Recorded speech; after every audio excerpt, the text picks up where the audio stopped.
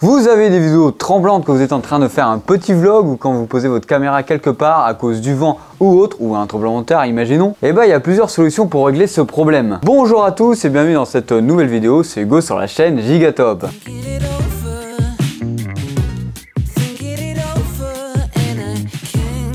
Avant d'aller plus loin, n'hésite pas à t'abonner, à liker, ça fait toujours plaisir pour la chaîne et pourquoi pas un jour monter vers les étoiles. Que tu filmes tes vidéos avec un smartphone, un téléphone, une GoPro, d'autres Action Cam ou tout simplement une vraie caméra derrière ou un caméscope, etc. Voilà. On a toujours une solution pour stabiliser ces vidéos au mieux. Dans la plupart du temps, si tu n'as pas de stabilisateur 3 axes ou autre, une gimbal, on va dire ça comme ça, tu vas stabiliser tes vidéos avec le logiciel directement intégré dans le téléphone, dans la caméra ou dans votre GoPro. C'est très bien, ça fait un crop dans l'image, mais c'est pas ouf. Rien ne vaut mieux qu'un bon vieux stabilisateur mécanique. Alors dans cette vidéo, je vais te donner un top pour chaque appareil, par exemple un top pour les téléphones, et je vais te montrer la différence entre un stabilisateur, par exemple 3 axes, ou un stabilisateur dit optique numérique sur les téléphones, ainsi de suite, que ce soit pour la GoPro ou pour la caméra. Alors voici le résultat d'une stabilisation avec le téléphone, avec le logiciel du téléphone, ça rend ça. Alors là on est avec la stabilisation de base du téléphone.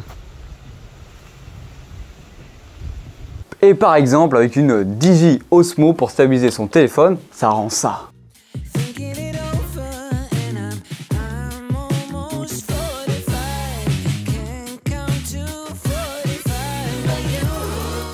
Donc tu peux voir qu'il y a quand même une différence assez notable si tu veux faire des gestes assez brutaux, mais ça marche très bien la numérisation numérique si on ne fait pas de choses assez...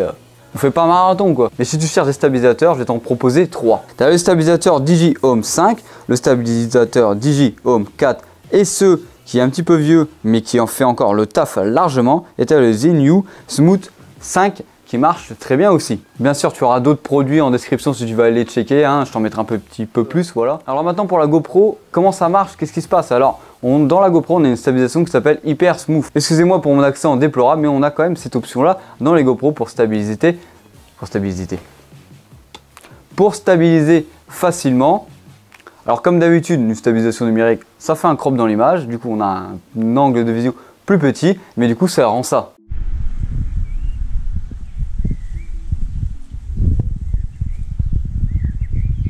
Là, on est sur de la stabilisation numérique sur la GoPro.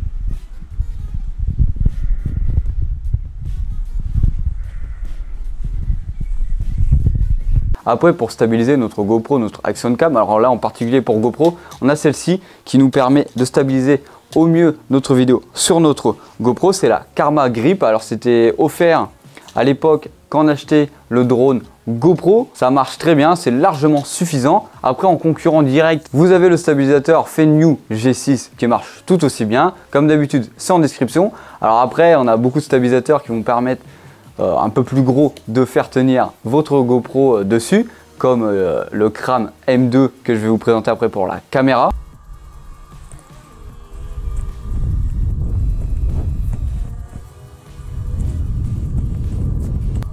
Là on est carrément sur le stabilisateur de la GoPro, donc je saute là carrément. Alors côté caméra, par exemple moi pour mon ZVE10, dedans on a un stabilisateur optique aussi et ça rend quelque chose comme ça. Reste où tu es. Alors là, faut que je vous montre ça, vous allez voir, c'est extraordinaire. De toute façon, vous allez entendre le bruit. Vas-y, mets-toi comme t'étais. Voilà, je vous montre comment il est devant le pont d'échappement. Regardez bien. Regardez, On peut améliorer la chose comme tout le temps en ajoutant par exemple un stabilisateur 3 axes comme celui-ci. Alors j'ai fait une vidéo dessus sur le Kram M2 directement sur la chaîne, c'est juste ici si tu veux le checker.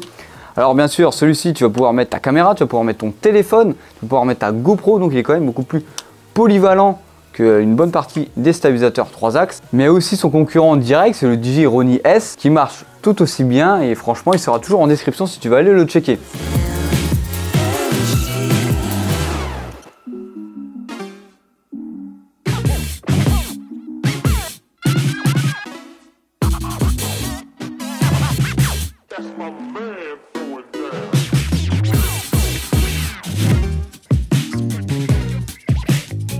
Après, il existe d'autres alternatives si tu veux stabiliser ta vidéo. Tu as par exemple les Digi Pocket qui marche très bien. Tu as d'autres concurrents qui seront en description si tu veux aller les checker. Celle-ci, ça marche très bien. Franchement, tu as la caméra directement intégrée. Ça se met dans une poche et tu peux filmer tout en un instant. Voici un petit exemple de ce que ça peut filmer. Là, on est avec la Digi.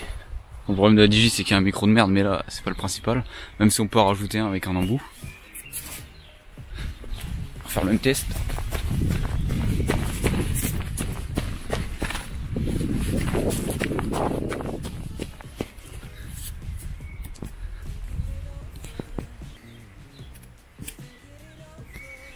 Ça va, c'est vraiment bien stabilisé. Après, bien sûr, tu vas pouvoir stabiliser tout derrière au logiciel avec Premiere Pro, par exemple, avec Filmora 11, etc. etc. mais c'est toujours une stabilisation dit logiciel, dit numérique, dit matériel. Non, pas matériel du tout. Donc c'est vraiment pas aussi optimisé que si tu avais un vrai stabilisateur en main. En tout cas, j'espère que cette vidéo t'aura bien aidé. N'hésite pas à t'abonner, à liker, à donner ton avis en commentaire. Allez, bisous!